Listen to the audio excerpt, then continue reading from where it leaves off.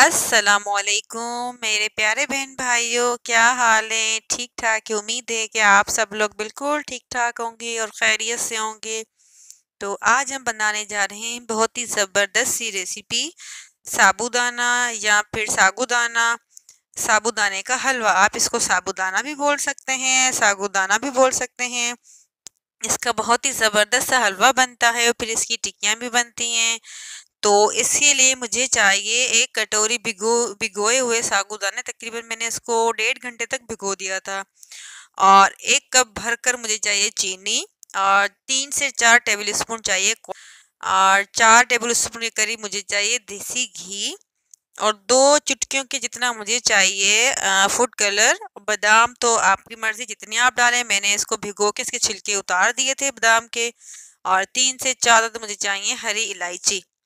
तो अब मुझे एक बाउल के अंदर 1 गिलास पानी डालना है, और उसके बाद फिर मैं इसके अंदर डालूंगी तकरीबन 2 पिंच जितनी मुझे चाहिए इसका कलर चाहिए, फूड कलर चाहिए। फिर हम इसके अंदर डाल के इसको अच्छे से मिक्स करेंगे। देखिए कितना ज़बरदस्त सा कलर हो गया है। अब हम इसके अंदर मैदा डाल रहे हैं, सॉरी कॉर्नफ्लावर डाल रहे हैं। इसके अंदर मैंने तकरीबन 3 टेबल स्पून के करीब जो है कॉर्नफ्लावर डाला है। और इसको अच्छे से मिक्स करेंगे ताकि इसकी गुठलियाँ ना बन जाएं। देखिए कितना मिक्सचर हमारा अच्छे से बिल्कुल बन गया है। इसको विक्स की मदद से आप बिल्कुल पेस्ट कर इसका अच्छा सा बना लेंगे, स्मूदी सा। अब मैं एक सॉस पैन में जो हमारे भिगोए हुए साबूदाने हैं उनको मैं डाल के, और इसके ऊपर में 1 गिलास और पानी का भरकर इसको अच्छे से पकाऊंगी स्लो आंच पे। और बिल्कुल स्लो आंच में इसको पकाएंगे, आहिस्ता आहिस्ता हम इसको पकाते जाएंगे तो ये बिल्कुल थिक हो जाएगा।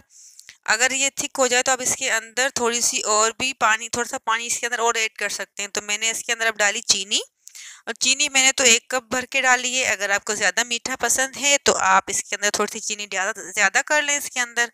तो हम अब इसको पकाते जाएंगे कि हमारी चीनी जो है इसके अंदर बिल्कुल डिज़ोल्व हो जाए अच्छे से, ताकि चीनी का जो पानी है वो बिल्कुल खुश्क हो जाए। अब हम इसके अंदर डाल रहे हैं हमारा मिक्सचर को मिक्स किया था ज़बर सा। अब हम इसको इतना पकाएंगे कि हमारा जो ये मिक्सचर जो है बिल्कुल गाढ़ा हो जाए। लेकिन आप एक एहतियात कीजिएगा, जब ये बनाए ना तो चम्मच बिल्कुल भी नहीं रोकिएगा, मुसलसल आप चम्मच चलाते रहिएगा और आंच बिल्कुल स्लो रखिएगा, ठीक है, ताकि इसकी गुठलियाँ ना बने, क्योंकि हमने इसके अंदर कॉर्नफ्लोर डाला है। तो अब देखिए हमारा कितना गाढ़ा सा इसका बिल्कुल हलवे की शक्ल में हमारा मिक्सचर हो गया। अब हम इसके ऊपर डाल रहे हैं साबुत इलायची। वैसे तो हम पाउडर डालते हैं, लेकिन मैंने आप लोगों के लिए अभी आज जो इस रेसिपी में साबुत इलायची यूज़ की है। अब इसके अंदर मैं डाल रही हूँ तकरीबन 3 से 4 टेबल स्पून देसी घी, जो मैंने आप लोगों को दिखाया था। बहुत ही मज़ेदार ये हलवा बनता है। अब हम इसको इतना पकाएंगे कि हलवा जो है बिल्कुल जो है पक जाए, और उसका कच्चापन जो होता है वो ख़त्म भी हो जाए और घी ना शुरू हो जाए। और जो हमारे कढ़ाई की जो साइडों में जो जब तक ये हलवा बन जाएगा ना तैयार होके, तो फिर खुद ब खुद छोड़ना शुरू कर देगा। जब तक ये इसके साइडों से घी निकलना नज़र आ जाए और हमारा हलवा जो बिल्कुल लगे भी ना कढ़ाई में, साइडों से बिल्कुल निकलना शुरू हो जाए, तो फिर समझिए कि हमारा हलवा जो है बिल्कुल तैयार हो गया। अब देखिए हमारा जो हलवा है तकरीबन तैयार हो चुका है, क्योंकि जब हमारा हलवा तैयार होता है तो उसकी यही पहचान होती है कि वो बिल्कुल कढ़ाई छोड़ देता है और उसका घी जो है वो ऊपर आ जाता है। देखिए अब हमारा घी जो है बिल्कुल ऊपर आ चुका है, तो मतलब हमारा हलवा जो है बहुत ही ज़बरदस्त सा तैयार हो गया झटपट।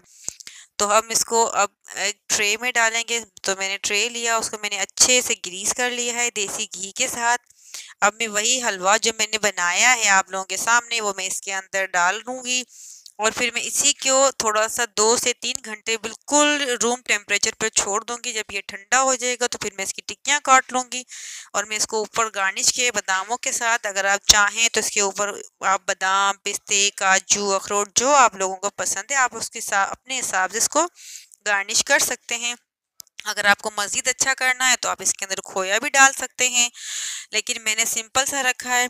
अब देखें कितना ज़बरदस्त हमारा हलवा तैयार हो चुका है। तो मैं इसकी अब टिक्कियाँ काटूंगी बिल्कुल छोटी छोटी सी, क्योंकि अगर आप चाहें तो इसको ऐसे भी खा सकते हैं, लेकिन मुझे टिक्कियाँ पसंद हैं तो फिर मैं इसकी टिक्कियाँ बना रही हूँ। तो मैंने दोनों प्रोसेस आप लोगों को बताएं। आप वैसे भी इसको खा सकते हैं, आप इसकी टिक्कियाँ बना के भी इसको खा सकते हैं।